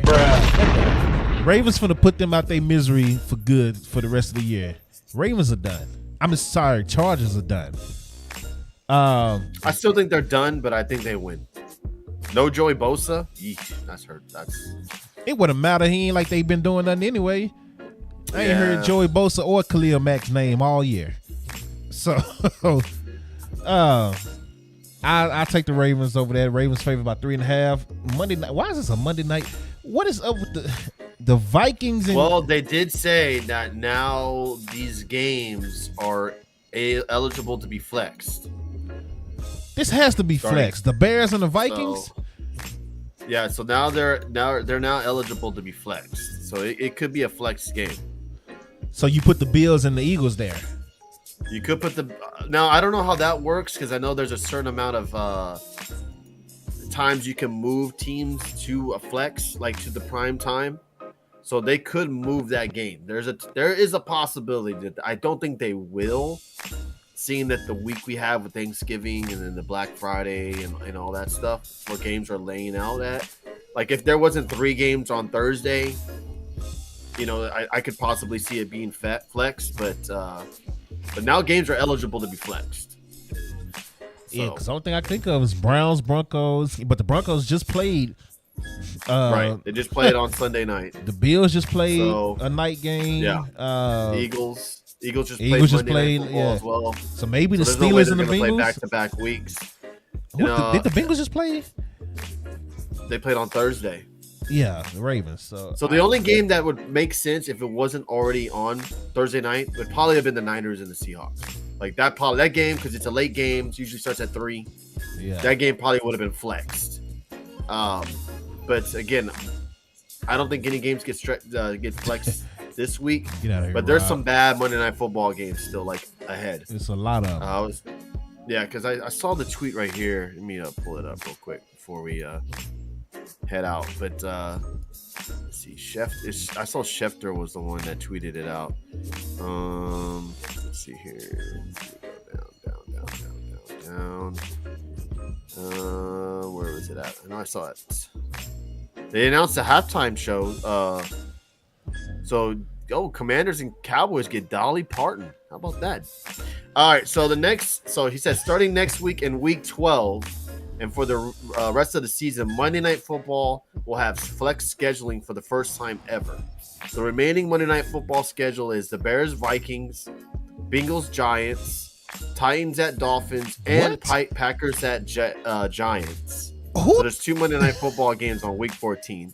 I think that's Christmas. That could be Christmas, I think, because Christmas is on a Monday. And then Chiefs at the Patriots, Ravens, Niners, and then Lions, Cowboys. Lions, Cowboys, Ravens, Niners are the only ones that make sense. Who thought of this schedule? Yeah. So Bengals and Jags, I think, will probably be flexed. Well, depends on what the Bengals do this week. Maybe, yeah. And then you got Titans at Dolphins, Packers at Giants. So one of those games will get flexed. Jeez, it's horrible, man. But yeah, that is it on the NFL. Real quick on the NCAA front, man. They hold my team, Florida State, and moved them from the 4th to the 5th spot. And as soon as Jordan Travis got injured Saturday, I knew they was going to do this. They was looking for any excuse to move Florida State out of that 4th spot. Even though Florida State won that game 58-13 after Travis got hurt, because they was down 13-0. I don't like this. Florida State should not be punished. And they've been winning. They should not be punished. But right now it's Georgia, Ohio State. Ohio State and Michigan switched from the 2 and 3 spots. So Ohio State is number 2 now. Michigan is number 3. Washington is number 4. Florida State is number 5. But the good thing for Florida State is Ohio State and Michigan got to play each other. Georgia has to play Alabama in the SEC championship game. I think Washington is going to match up with. I don't know who they playing. Probably Oregon. I have to look it up. I don't know how the Big Ten and all that work. I don't really pay attention to the Big Ten like that. But going over some scores: Georgia blowout Tennessee 38-10. Ohio State blowout Minnesota 37-3. Michigan wins over Maryland 31-24. Florida State blows out North Alabama 58-13. Washington barely escapes Oregon State 22-20. And they still got moved up to the 4th spot. But okay, whatever, man. Oregon blows out Arizona State 49-13. Texas beat Iowa State 26-16. Alabama blows out Chattanooga 66-10. Missouri barely beats Florida 33-31. Florida State has Florida next, I believe. Yeah, because it's Thanksgiving weekend. So yes, Florida State has Florida next. Louisville secured their ACC championship spot to take on Florida State as they barely beat Miami 38-10, but they didn't get punished for that. But hey, whatever. Penn State blows out Rutgers 27-6. Ole Miss blows out UL Monroe 35-3. Oklahoma barely beats BYU 31-24. LSU takes out Georgia State 56-14. Iowa takes out Illinois 15-13. Arizona beats Utah. They destroyed them actually 42-18. Notre Dame destroys Wake Forest 45-7. Clemson beats North Carolina 31-20. Kansas State takes out Kansas 31-27. Both teams were ranked. Oklahoma State beats Houston 43-30. Tulane is ranked number 24. Tulane beats Florida Atlantic 24-8. I'm surprised SMU is not ranked and Tulane is. But hey, whatever. SMU's not getting no schedule, love. Maybe. It's Tulane. They're not playing nobody. That's like, what are we talking about here? They're not playing nobody either. I think SMU has a stronger schedule than them. He said Utah really ruined Caleb Williams. Like, hey man, hey, I ain't got nothing to say on that. What happened to Colorado? Dude, I told y'all at the beginning of the year, Colorado goal should have been winning 6 games and making the bowl. Get 6 wins and make a bowl game. That should be your goal. All this national championship and top 10 team and all that. I knew that. Dude, we know that wasn't going to happen. You knew that wasn't gonna happen. They don't have O-line. They don't have O-line or D-line. And the Dion messed it up. He made it worse. And they've been getting thrashed ever since when he made that comment saying, oh yeah, we just gonna get new linemen next year. Remember, we got on here and said you don't say that type of stuff when your son is the quarterback. And you got, 4 or 5 games left. You don't say that type of stuff. They've been getting blown out since he made that comment. So Dion should have kept his mouth shut on that one. But Colorado goal should have been win six games and make a bowl. That's a successful season. But right now they might not even get to 6. So they might not even get to 6. He said he was predicted to only win 2 games. I mean, I don't know why people predict. That's just hating on that. Because he brought in a lot of talent. It's just that D-line and O-line is the problem. And everybody knew that coming in. So the 2 games, man, that's just disrespectful. The goal should have been 6. And I don't know how many games they got left. We got 3 weeks left, I believe. Yeah, we got 3 weeks left before the bowl season. He said ESPN haters. So they got to win 2 more games in 3 weeks to make a bowl, to be bowl eligible. I don't know if they're going to do it now. They probably won't. I don't even know who's on their schedule. Like, I haven't even been. Let me see if I can find them. I don't even know who's on their schedule in these next 3 games. But while I'm looking up Colorado, who you think are going to be the final 4 teams? Because I'm hearing a lot of things. People saying if Alabama beats Georgia in the SEC championship and Texas stays undefeated throughout and they win a Big 12, that Texas is going to skip both Alabama and Georgia. And I'm like, why? That don't make sense at all. I don't know, man. It's tough. I guess I don't know, man. Right now, I feel like with the 4 teams we got, Georgia, Ohio State, Michigan, Washington are correct. I know you're a little bitter about Florida falling out of the top 4 because it's bullshit. But I think those 4 are the correct teams. Now, obviously, Ohio State and Michigan will cancel each other out because one of them have to lose, obviously. Yep. And I'm just curious to see how far that particular team goes. How far will Michigan and Ohio State fall from the top 4 once they lose? Hey, Rob, I'm about to block you, bro. Georgia and Alabama. To me, I don't think it matters who wins that game. I think if Alabama wins, they shouldn't bounce up to the top 4.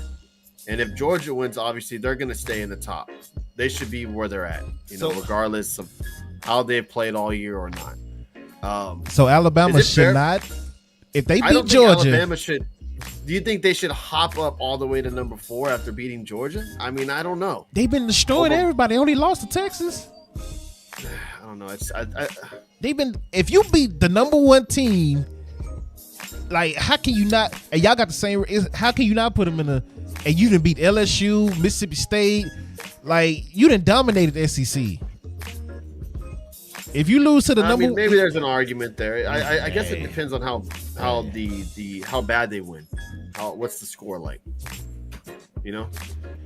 I think Colorado only has 1 more game. It's what it looks like on here. They play Saturday against Utah, which they're gonna lose. They have lost 1, 2, 3, 4, 5. It's about to be 6 straight games that Colorado is about to lose. So, and I don't see no more games on their schedule. So this is it. How many wins they got? 1, 2, 3, 4. They got 4 wins, so they're not making the bowl. So that is over. So, but yeah, for Colorado. Yeah, it is what it is. Deion shouldn't have made that comment. Like, he lost the team when he did that. You got players tweeting out, people playing with egos and stuff instead of playing team ball. We could have been better than this. Like, it got bad fast. Oh, all they stuff getting broken into. Shadur keep getting boots put on his cars. Yeah, like, you start losing to Colorado, you start seeing what it is. They only care for you if you winning, man. So right, you better find a way to win, because them people ain't gonna play with you out there in Colorado. Yeah. No, I ain't even gonna go there. But yeah, yeah. That's all I'm gonna say. You better win, or you better get ready to go somewhere else. So, because they start putting the boot on his car every week since they started losing. He's had a boot on his car every week, no matter where he parked his car during practice. Yeah, I know. So, how far that has gone down, man. yeah. But like I said, Michigan should be Ohio State. They should. You know what? I was confident until last week. I don't know now. I'm gonna still give it to Michigan, barely. I'm not as confident as I was. But Michigan will beat Ohio State. And then you got to take Ohio State out of there, man. I'm sorry. You got to take Ohio State out once they lose. And then Alabama and Georgia. If Alabama, see, that's going to be tough. If Alabama wins and they're number 8 right now, you got Florida State taking on Florida and Louisville. Florida State, if they beat Florida and Louisville, how can you take them out? Louisville is a top 10 team. Yeah. And Florida State will be undefeated. There's a lot of questions, man. It's going to be crazy. Washington, week. Yeah, Washington, they still don't have a team yet for December 1st for their championship matchup. So I don't know who they're going to play. Yeah, I don't, man. And this is the coaches poll I have up here. So the coaches poll has Florida State number 5 and Washington number 4. The AP poll still has Florida State number 4 and Washington number 5. So I don't know which poll. I can't remember which one is the right poll to go by. So I just went by the coaches poll, and they got Florida State 5 and Washington 4. Yeah. But man, this is tough. I think the Final Four would be Michigan. Toss up. I think Georgia will beat Alabama, even though I am a Roll Tide fan. I think Georgia will beat Alabama. But imagine the chaos if they don't. Yeah. I'm gonna take Georgia over Alabama for now. It might change when that week actually come. I'm gonna take Michigan over Ohio State. So 1 and 2 will be Georgia and Michigan. I still feel like Florida State won't move up past 4. I think they're gonna have a 1-loss team ahead of Florida State. So right now I'm gonna say Georgia, Michigan, Washington, Florida State. Georgia, Michigan, Washington, Florida State. Ohio State gets put out. I'm gonna go Georgia, Ohio State. I think Ohio State beats Michigan. I'm gonna go Washington. I want to say Florida State, but I'm not gonna go Florida State. I was just about to ask. I'm gonna go Texas. Hell no. Texas better not jump all the way ahead of Florida State. Yep. That's no. Insane. No. Yep. No. Yep. I got Texas, the Final Four. I feel like whoever loses between Ohio State and Michigan, they're still gonna make it. They're still gonna push Florida State out. Probably. I think you're right on that. And that's gonna suck. That's gonna suck. So yeah, man. We'll see. We'll it'll be a fun week. These next 3 weeks, we'll be able to talk about it. A lot of things can change. Yeah, absolutely. So absolutely. But that's all we got today. I was gonna get into some NBA, but we've been here a while. So let's end the stream, man. I appreciate everybody coming through. Rob, you talking, but your team is gonna lose, bro. I'm telling you, man. You know what, Rob? I might just go live for that game just so you can come in here, man. Oh, do it. Cause your team is gonna lose, bro. Do it. He said the coaches poll don't mean shit. Is right now it's the BCS. All right, well, cool. I'll take the BCS poll with Florida State being number 4 over Washington. You can't punish them, man. They have to lose before you take them out. They've been 4. If you didn't want them in the 4th spot, you should have never put them in there to begin with. Right. So you mess yourself up when you put them there. So we'll see, Rob. I told you this the last 2 years. We had the same conversation. You said the same exact comments. Oh, we'll see, buddy. Ohio State gonna eat this and eat that, and Michigan thrashed y'all. Michigan thrashed y'all 2 years in a row. And like I told you, they was gonna do it. The monkey's off their back now. This ain't the same. You said that last year, right? You said that last year. This ain't the same year. This ain't last year. This is exactly what you said. I'm okay.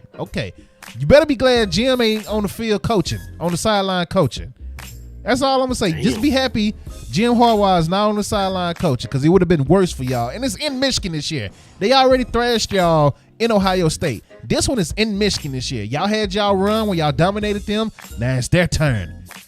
And they're about to win 3 straight on y'all. That's all I'm gonna say. I think Ohio wins, man. I think Ohio State wins. Okay. I think you said that last year too. I'm gonna have to go back and look. I think you picked Ohio State too. So hey, man, we'll see. He said he's just on the sideline. He's just on the other sideline stealing facts. There we go. So yeah, he's behind the bench now and texting the other coach. Hey, they doing this play. Yep. So exactly. Now, shout out to everybody coming through today. Appreciate y'all, man. Pretty good stream. If you're on YouTube, even if you're not on YouTube, do me a favor. Once we done, just go to the YouTube, like the video, watch it for 30 seconds or leave it on for 30 seconds. That way it'll count as a view and a like. You just help the YouTube, man. We're trying to get the YouTube going again. Later on today, we might do some Maya. We have to do some Maya World matches and stuff so y'all can know who she is, because Maya World will be joining the stream tomorrow in an interview for the Budget Cut podcast. So shout out to Maya World. So we're going to watch some of her matches later on today. Probably tonight. We might do it after NXT. I might do NXT, then the Maya World matches. We'll see. Oh, okay. Yeah, do that. I got the whole family. I'll Dave raid you. Yeah, I got the whole family here, so I don't know how the day is going to work. So yeah.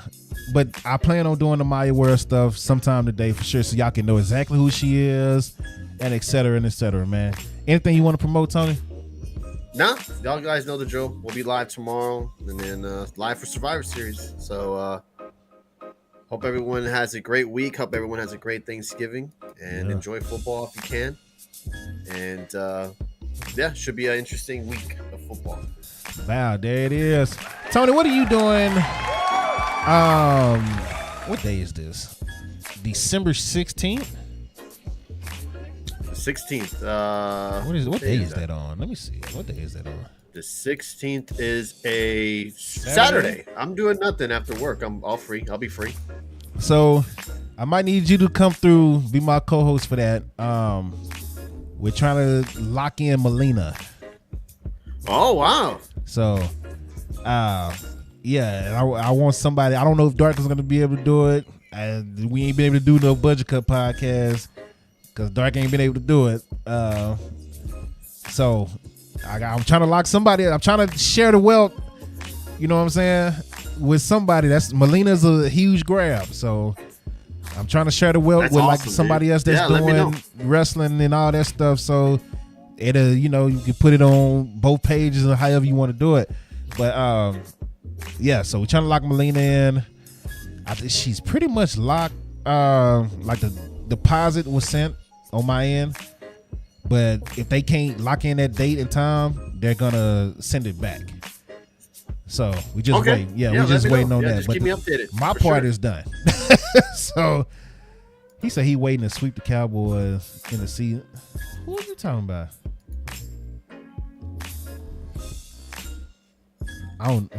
Do you know what he's talking about? No, I have no clue. Oh, Dark. Oh, okay. Actually, Dark said he'll be able to do it Sunday, I think. So we'll be back at the Survivor Series for Return Sunday.